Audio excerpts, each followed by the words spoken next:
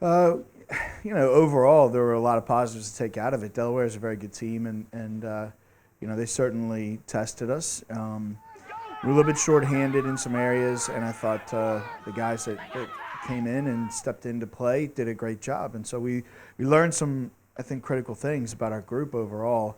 So it was, a brutal way to lose, obviously, but again, I think that once we can kind of digest the disappointment, that there will be a lot of good things to take out of it.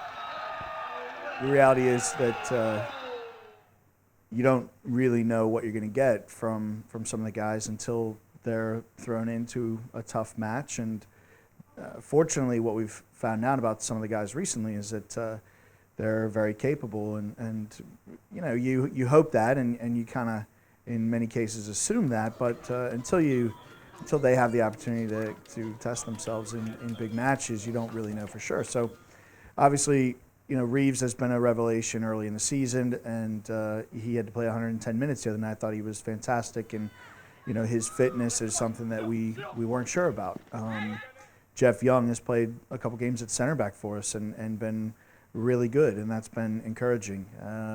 Ricardo Acosta, one of our true freshmen, has come in and played the entire game, the last two games against some really good opponents in Georgetown and Delaware, and done exceptionally well.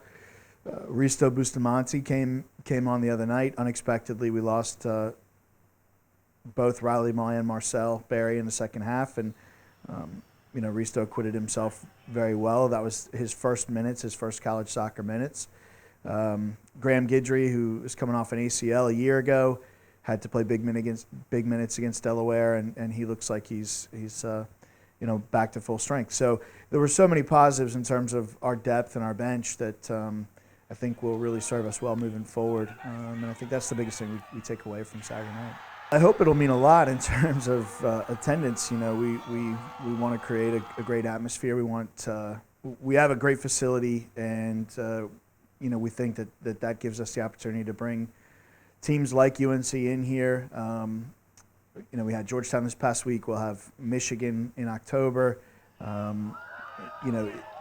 We think that hopefully the crowd or the community will get behind it, both the campus community and also the local soccer community.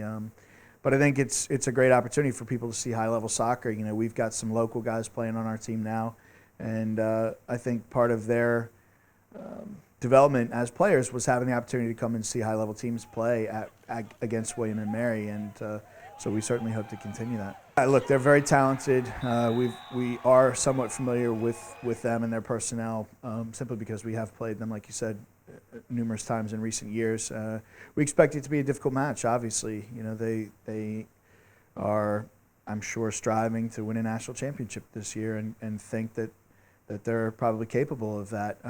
So it doesn't really faze us, that part of it. We try to play a difficult schedule, and we sort of pride ourselves in rising to the occasion when we have the opportunity to play teams like a UNC.